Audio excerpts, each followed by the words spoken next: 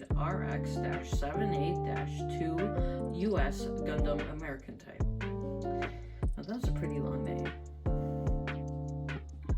Now, from my understanding, this is a recolor of the original RX-78-2 model kit, but really just more America, as you can see it by the red, white, and blue shield, the stars, and the eagle that makes up the 78. Now, I've never actually built or handled a model kit before this, but honestly, from my first experience, this figure ain't that bad. Now, putting this together was pretty easy. Well, scratch that. It was actually like really easy, like insanely easy to put together, which is pretty good. But due to this figure being put together with, you know, pegs and stuff, it was really prone to kind of be loose or some parts falling off a lot. Two prime examples from this are the two like beam saber handle things on his back and his right bicep swivel right over here. The beam saber handles, they fall off a lot when, you know, posing stuff and all that jizz, because, you know, they're just, it doesn't have a very strong connection here.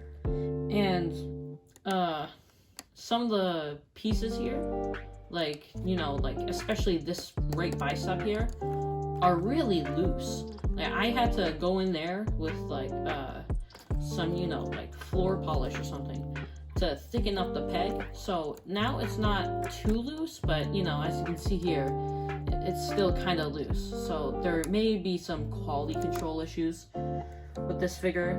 I mean, it may vary. Like, this is my first Gundam, so I honestly don't know. But, I mean, really, this figure looks really nice and just, and generally poses, like, really amazingly, too, with all the joints it has, like, inside this figure. The ankle is on a pivot right here, and the foot can go up and down, like, really quite a bit with this double joint thing system right here. The knees here are on a double joint, which really gives them a nice range of movement. Like, I swear to God, none of the Transformers I have here can, like, go that far. Now, the legs here, they can go all the way out like this if you have the skirt pieces arranged correctly. They can kick all the way out. And the gripe that I have with this is that when you move this skirt piece up, the other one goes up since they're connected. So I just kind of wish they had, you know, like they were separate. So when you moved one up, the other one wouldn't go up as well. The legs can go out only about this far because there's this skirt piece that gets in the way right here, and it's kind of on this ball joint that doesn't allow it to go out all the way. Oh, and a note while I was, you know, kind of editing this video is that it does have a thigh swivel right here too, and be careful when you're actually posing this figure, because I was moving this up and the skirt piece actually bumped into the sticker here and kind of just pushed it along, so it kind of ripped off. So when you're doing that, just kind of be careful. Probably lift up the skirt pieces before you move the legs. Now, the waist here is on the waist. It has a waist swivel, which is pretty tight, but not as tight as I feel like it's gonna break. It's just kind of, you know, it's kind of stiff, you know. And the torso is indeed on a ab crunch, so it can go pretty far down. And yeah, it does sometimes break. Like, you just saw right here. But I mean, if you don't push it too hard, it won't break. Like, I think that's just the maximum you could go, and then it could go that far back, I believe. Now the arms here, they can spin a full 360 degrees, and they can go up all the way with this double joint thing they have here. Like, this is just like double joints galore here. And this right here, even though it doesn't have a double joint, it can go all the way past 90. Some figures I have here that they can't even do that. Now with articulation out of the way, we can talk about the accessories. Now this guy comes with a blaster, rifle, gun, you know, whatever you want to call it.